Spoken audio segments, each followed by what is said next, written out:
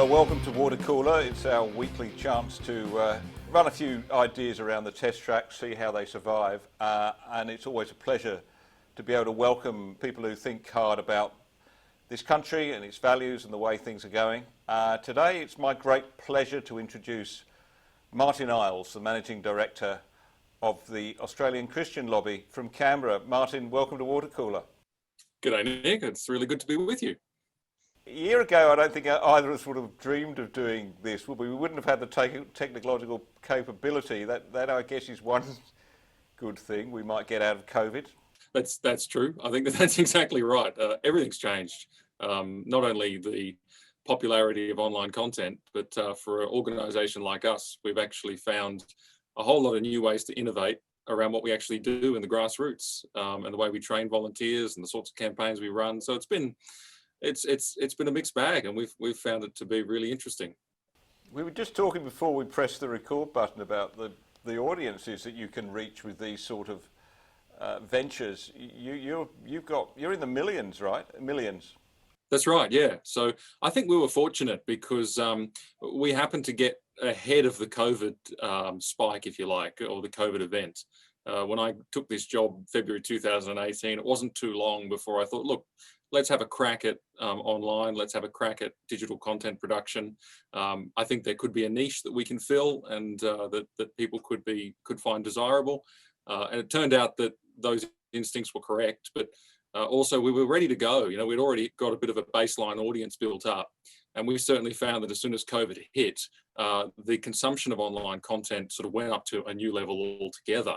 But by virtue of being there already, I think we had an established presence. And you're right, we're now reaching several million people, you know, sometimes 5 million people with videos every month. And that's a global audience, but even within Australia, it's in the millions. I think, for example, in Sydney, if you're a Sydney resident over the last 3 months, the last quarter, I think 1/5 of Sydney residents watched one of our videos. So it's pretty good penetration and at similar figures across the country. Well, it will stack up well against the ABC, I would think, in terms of viewership. Well, I'll take that. I'll take that.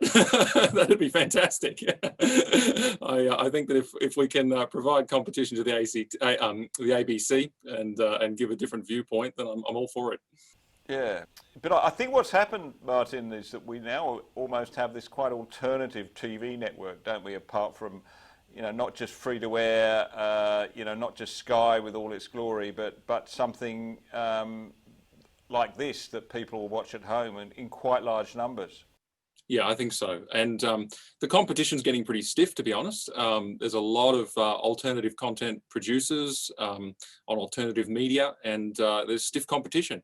I think that the need for content that's worth listening to, that's engaging, is increasing if you want to compete.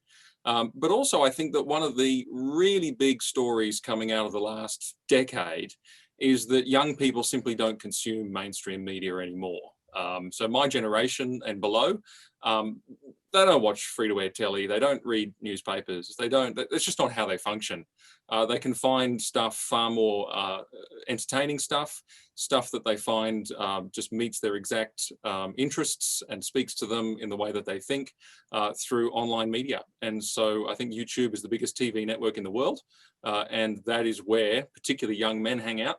But young people in general. I think there's going to be a huge revolution in the media space. There has been, but it's just going to continue as those that are young get older. Yeah, let's continue talking about COVID, if we may. One thing, Adam Crichton from The Australian was commenting at a Zoom event yesterday that he thought that part of this overreaction, if you like, to COVID was that people no longer have faith to see them through these moments. It's almost as if they expect the government to step in and make them immortal. There was this sense at the beginning, right, that the government wanted to keep everybody alive, everybody possibly alive, but of course governments, indeed people, can't do that. It's never our decision. How do you respond to that, and did you see any other sort of spiritual lessons coming out of this COVID-19 crisis? Yeah, I think at the time I reflected on something that I've been reflecting on for a while, and it's, it's what I call, and I'm not the first person to use the phrase, but the hypertrophy of government, which is that, all things have their place, all things have their role, all things have their function, and all things can achieve something, but they can't achieve everything. But we're in a situation at the moment where people look to government almost as if it is a godlike entity, where they overestimate what it's responsible for, they overestimate what it can achieve. And also, I think people put a great deal more of their happiness, they invest a great deal more of their happiness and their psychological condition into who is in government than I think is healthy. And I've seen this in a whole lot of ways. One of the ways would be climate change extremism, where you get the idea that the world is going to end unless the government saves us from the end of the world. Now, you can not believe in climate change extremism, but be quite comfortable with the idea that the climate is changing. You could even be quite comfortable with the idea that humans have an impact on the climate.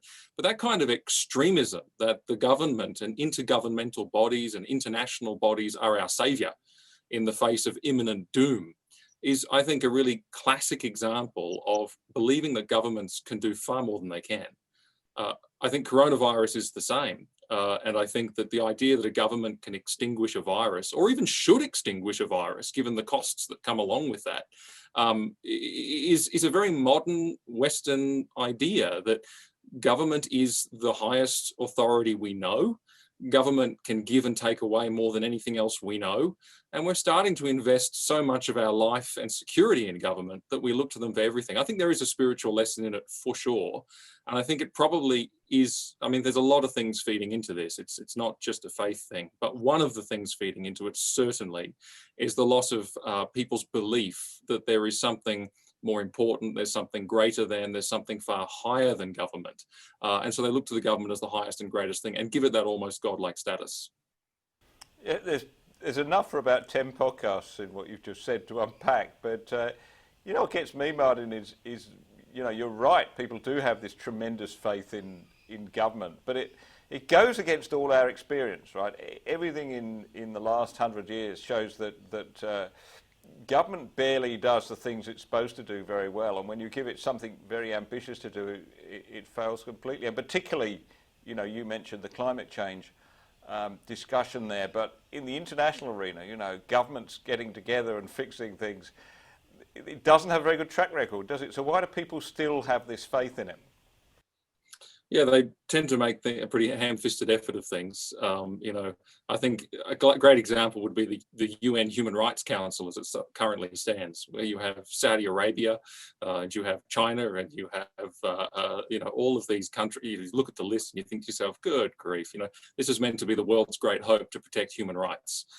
Yeah, right.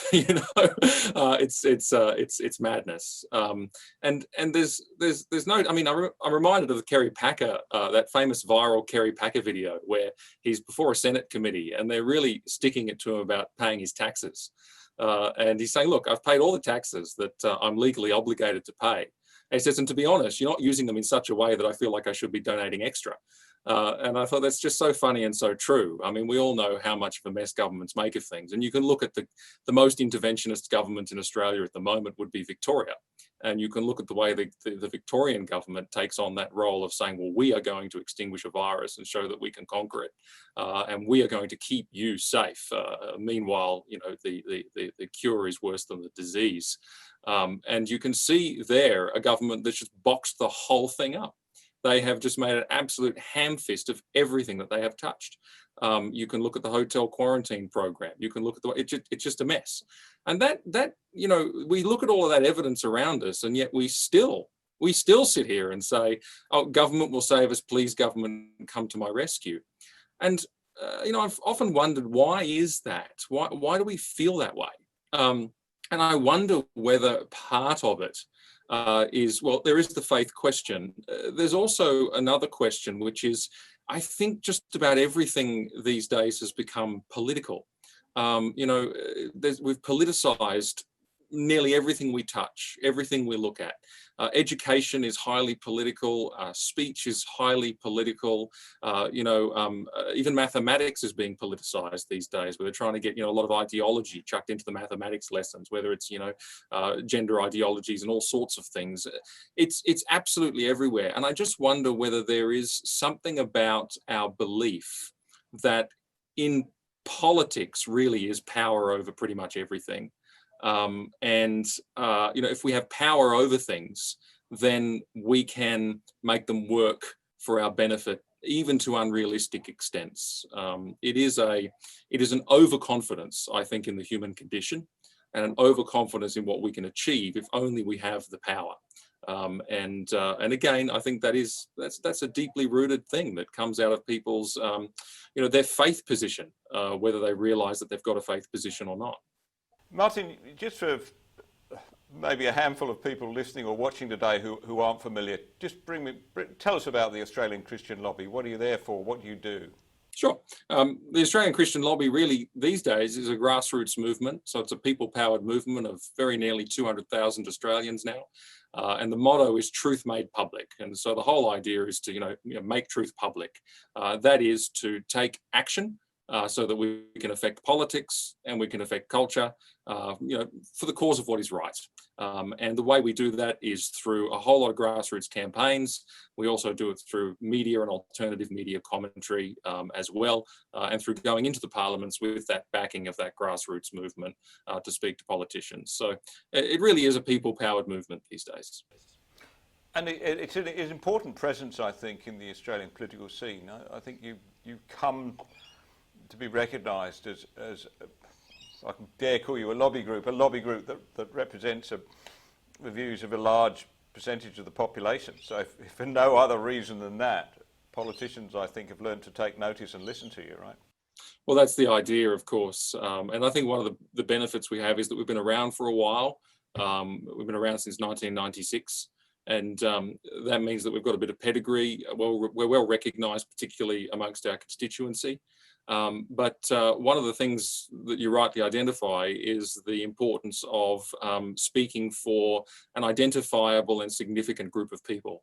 And one of the things that we've been doing is transitioning from a purely representative lobbying model where, say, someone like myself goes in and talks to politicians on behalf of others.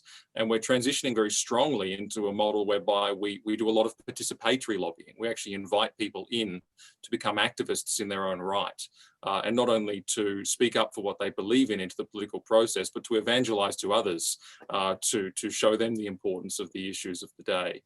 And we find that simply by having a constituency that proves itself by its voice and its presence and its actions, we find that that's a very powerful thing in modern politics. And there's not many movements that can corral the numbers that we can. And so, we feel like we're very fortunate in that respect. But also, it's just interesting that it happens to be a set of assets that we have that meets the current political climate really well. Like the Mendes Research Centre, I suppose you are what we might call a broad church. You're non-denominational, obviously. You cover the whole gamut of Christian faith, I guess. Where is the common interest, between your members? Is it hard sometimes to establish that common interest, or is it apparent? What is it? Well, it's certainly a diverse group of people. I have found that in the past, particularly when you go up into parliaments, they'll try and marginalise you into being a minority or not that diverse or not representative of the Christian community. Now, the reality is I probably talk to more people from the Christian community in a given week than pretty much anyone, because I travel the length and breadth of the country all the time, speaking. And I know for a fact that that we are quite representative of the Christian community. And when I say Christian, I do mean, as you say, a broad church, literally. There's Catholic, there is Protestant, and there's Orthodox, and all three traditions are heavily represented in our support base. And also our spread is pretty even right across the country from coast to coast. So we have a strong representation in every part of the country, which is amazing to me. And the reality is that I think that the vast majority of people, if you had to try and nail it down to, well, what's uniting them?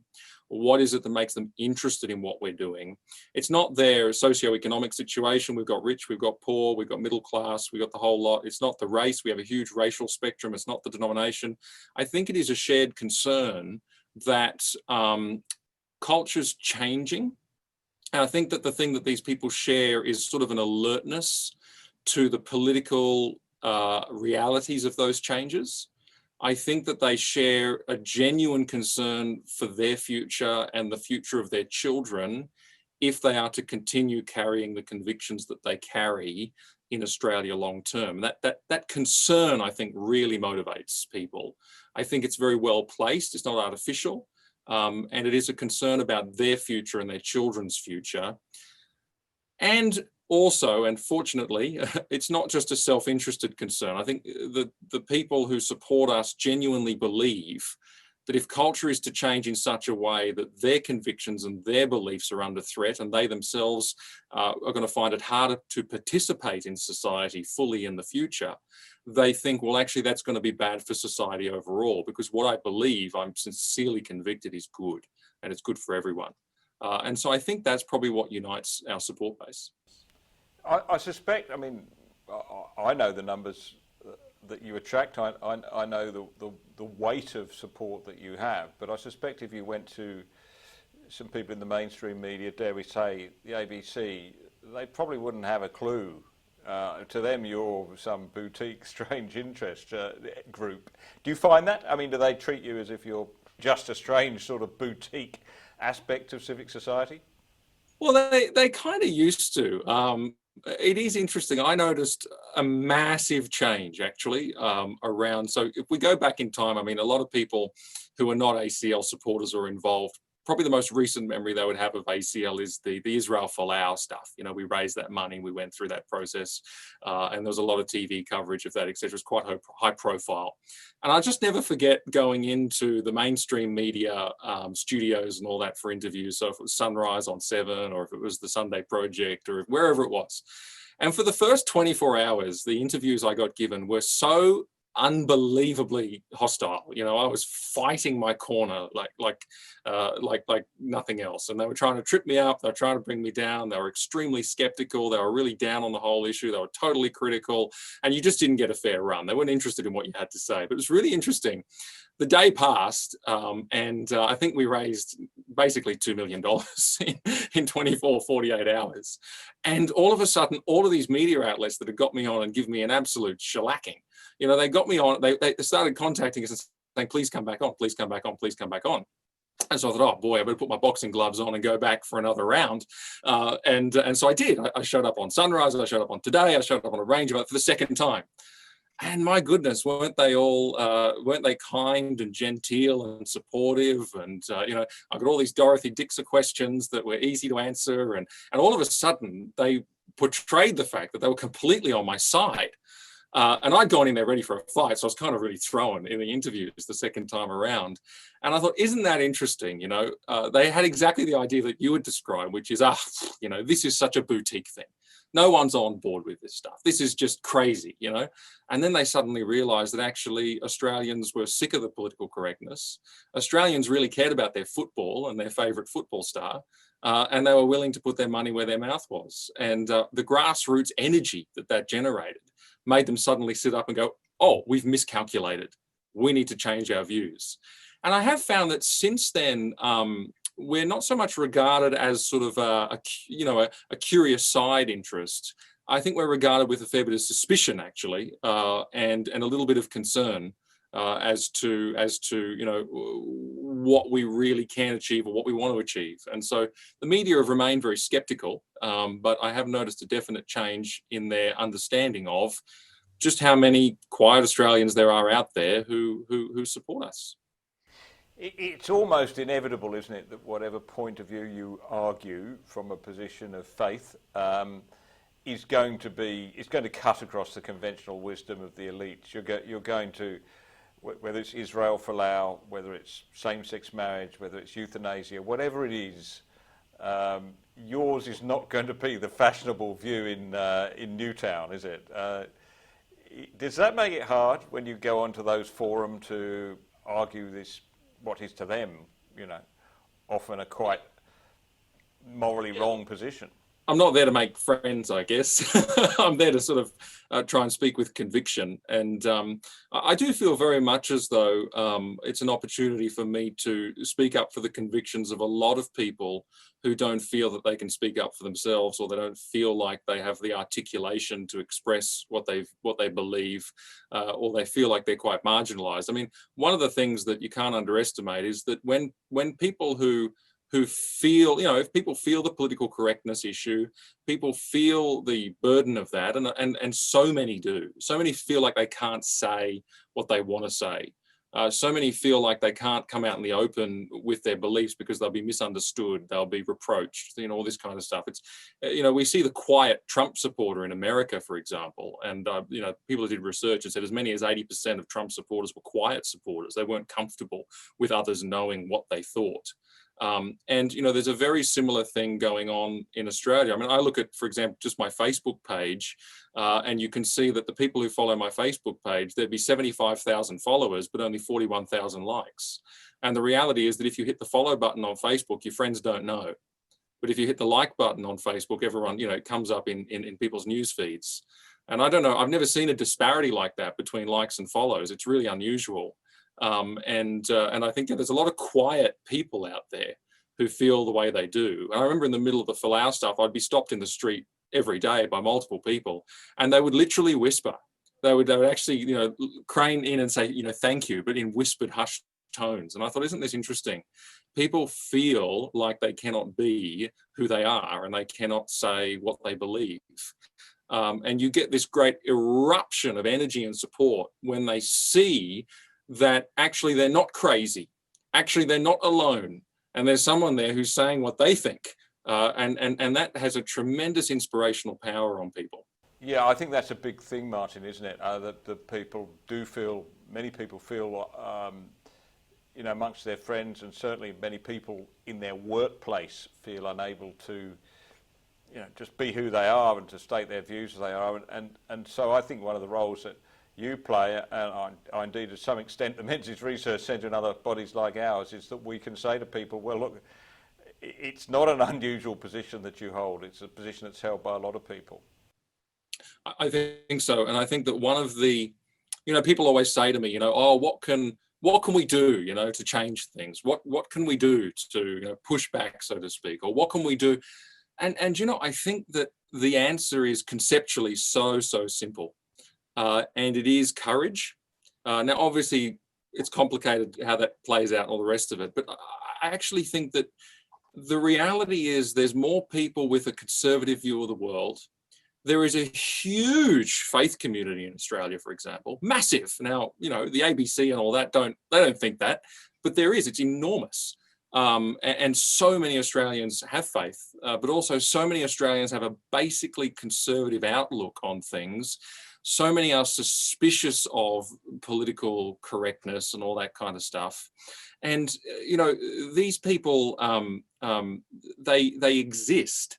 And I think that if they could have the courage to articulate that in sufficient numbers, that would go an awful long way to answering the concerns that they face at the moment. But at the moment, people don't have a lot of courage.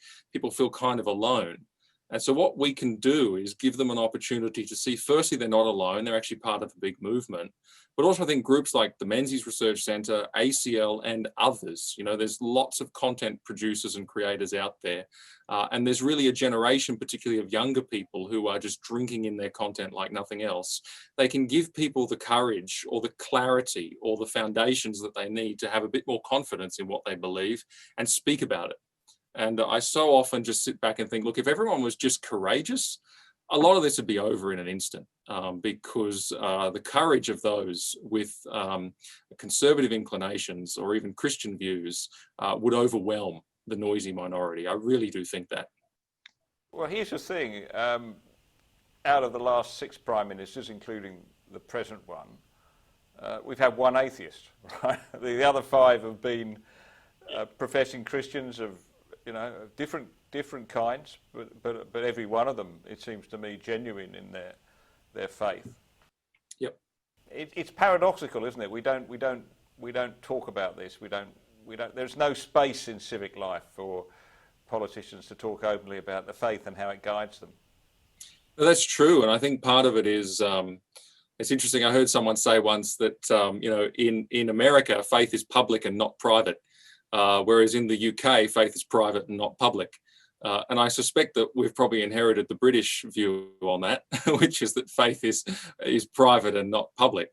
And it's a strange thing to me, I think probably we could afford to be that way in the past because people had shared convictions, their view of the fundamental principles of life and the world were basically shared. And that basic sharing came out of a Christian or Judeo-Christian worldview. And we're now in a situation where we don't share those things anymore. There is a tribalization of society that has a radically different fundamental premise that informs the way they see the world. Some have that basically Judeo-Christian view somewhere at the back of the brain that's roughly articulating how they think, but others have a much more postmodernist understanding of things and view of things, and it makes them radically and completely different. And so all of a sudden we're in a situation where, once upon a time, to speak of more fundamental matters of conviction in public policy discussions, in public life, in public media, we can't really afford to do that anymore because we're not supplying the roots, we're not supplying the foundations and the clarity that particularly a new generation are looking for how to think about the world.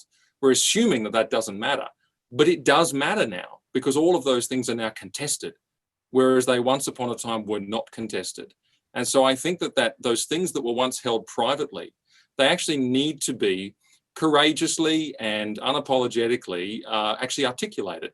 And that's one of the things we're missing at the moment, I think, in Australian public life and also in the Australian public squares, where people are just prepared to say, well, let's start delving deeper and talking about matters of conviction because all of a sudden we need to do that. Yeah. Tell me about yourself, Martyn. What's your background? How did you get from wherever you started to this current job? Oh, it wasn't a plan. Let me put it that way. I don't think there's anyone out there who says, "Oh, I want to be the managing director of the Australian Christian lobby when I grow up." It's not really. It's really unusual. But look, I actually ran a small business straight out of school, or I started it while I was at school, and that was in IT and tech. And that went really well for me. I really enjoyed it and ended up in sort of a business to business market, doing a lot of networking and data supply and products and all the rest of it. And that was fun. I really enjoyed that. But I ended up wanting to go and do higher study and sink my teeth into something that would ultimately be more challenging in terms of a career. And so I went and studied law. And I've worked at a top tier law firm prior to actually deciding to come and do a program called the Lachlan Macquarie Internship, which was run by ACL at the time and is still associated with ACL for young people of faith who are interested in politics.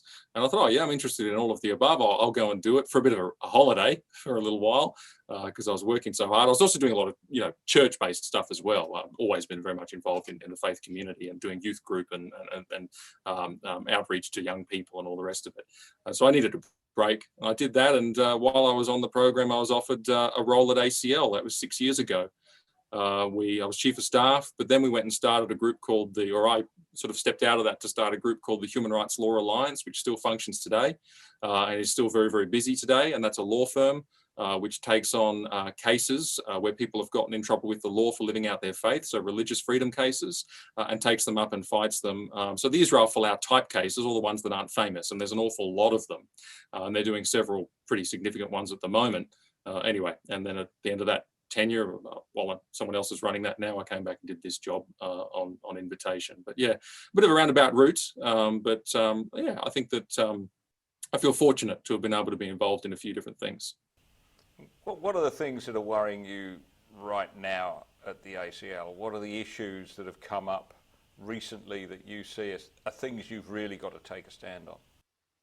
I think that one of the really big things is probably, in terms of issues, I would say religious freedom. I think that what has happened is that there's been a lot of law reform over recent decades that have sort of crept up on us. a lot of reform in the area of anti-discrimination law, which has then started to spill over out of, say, substantive discrimination, like denying people work and all the rest of it, which is all fair enough. But it's moved over into codes that restrict speech, for example, or it's moved over into codes that restrict people's conscience rights. And all of that, sort of the groundwork for that's been laid over some time. But now, as we've seen culture change, those laws have now been weaponized in a way that they weren't weaponized before. And I mentioned the Human Rights Law Alliance, and they are now dealing with cases of people who have been drummed out of medical professions because of their political views, quite extraordinary stuff, and no longer work as doctors. They're dealing with, at the moment, a case of a couple who wanted to become foster parents and were not allowed because of their Christian and religious views. They're dealing with quite a number of cases that involve so-called vilification laws or restrictions on speech. You know, one young woman who was a mother who simply shared a petition against Drag Queen Story Hour in her local library, and then she got pursued by an activist through one of these tribunals. And she was actually doxxed. She had her address released and her phone number and all sorts of things, and the tribunal came after her. That kind of thing is going on all over the place. And I see that Scott Morrison, went to the last election on the promise of making some law reform in this area, made some progress on that law reform, but obviously with COVID coming along, it kind of got knocked off into the long grass. I think that's unfinished business. And I'm a little bit tired of having politicians say to me, where are the cases? Is this really necessary? We live and breathe the cases every day. We've got dozens and dozens of these coming out of our ears, and some of them really egregious. And I think if that's not resolved, I think what you're going to see is one of the real tenets of freedom for a society like Australia, which is the freedom to think and believe what you will, and to live that out in ways that are peaceful without the government and government-funded bodies coming after you. I think that is so important. And so religious freedom for me would be the number one. Yeah, look, I agree, and let's hope that does come back onto the political agenda. It's very important, but there's a limit, isn't there, to what the law can do in this space. How much you can guarantee this by law, particularly in a country which doesn't have a Charter of Human Rights for very good reasons. But in the end, we just live in grossly intolerant times, don't we? I think things are getting worse. It seems to me even during COVID, the Black Lives Matter movement and everything that goes around it, just there's a growth in intolerance, which, it's hard enough being on the centre right of politics. Harder still, I would think, if you are a person with faith. Yes, no, I think that's exactly right. I think one of the really regrettable things is that, particularly from the left side of the political spectrum, there has been this, they've sort of declared war on ideas. They've declared war on thought. They've declared war on belief and opinion that does not, that they see as, oppressive. And they use that language. What they really mean is that Western society as a whole, the edifice, is oppressive. And when they talk about systemic oppression, systemic, sexism, racism, etc., they're really targeting the system. And the system to them includes a number of things. And one of the things that the system includes is Christianity, or Judeo-Christian thought. And so they've decided to declare war on those ideas, that thinking, that culture, and they will suppress it by whatever means they like, and they will go to extreme lengths to do so. Now, this is increasingly the case for some of the leadership movements, like Black Lives Matter you mentioned. That's increasing. You think of others like Extinction Rebellion, or there's Safe Schools, or there's a whole shopping list of these movements. Now, a lot of the rank and file don't feel this way, but there is left-wing leadership that is advancing these ideas, and I think it is actually mostly those types that are leveraging the law as a weapon to go after people who believe these things and express these things. And for them, it's a cultural revolution. That's what it is. And it's a shame, because we've been built on the idea that we can actually share existence in common and mutual respect, even though we don't think the same. But I suspect you're not going to take this lying down as a movement. You're getting people energised, you're getting people speaking out, and that momentum seems to be growing. Would that be right? Yeah, I think so. I remember when I first took the job, I said to somebody here internally, I said, you know what? Because I sort of sketched out what I thought we needed to do, and I said, we're trying to turn conservatives, basically conservative Christians, into activists. I said, I just don't think that's possible. I just don't think it's possible. And it's interesting. I sit here now a couple of years later and I go, well, I never would have guessed it, but it definitely is possible. The rate at which we've got people prepared to stand on their own 2 feet and do stuff is incredible. And I think it is because they are seeing what's happening. They see they feel the effects of these movements and the suppression that they're getting. And it's not that they don't feel the same way, that they want to actually destroy people with these views. They actually just want, what they're saying is, can I be tolerated, please? Could I be tolerated for who I am and what I believe? And that's the extent of the question. And in reality, the religious discrimination bill that was coming before the federal parliament, to a large extent, that's really what it was. It was saying, look, can we not be encroached upon? And I think that's how people really feel at the moment. And no, they're not going to take it lying down. That's a revelation I've had in the last little while. I think that there could be a real movement growing out of this. Well, you've always got friends here at the Menzies Research Centre. You don't have to be a Christian to be a liberal. Many are, many are not. But I like to think that at least on our side of politics, we see your input as very important, and we wish you all the best for the future, Martyn. Well, thank you, Nick. I really appreciate that. And likewise, thank you for the work of the Menzies Research Centre. I've been familiar with your writing. I've been familiar with what you guys do for a while. And it's a great addition to all the voices that are out there. Thank you. Welcome you back again soon, I hope. Thanks, Nick.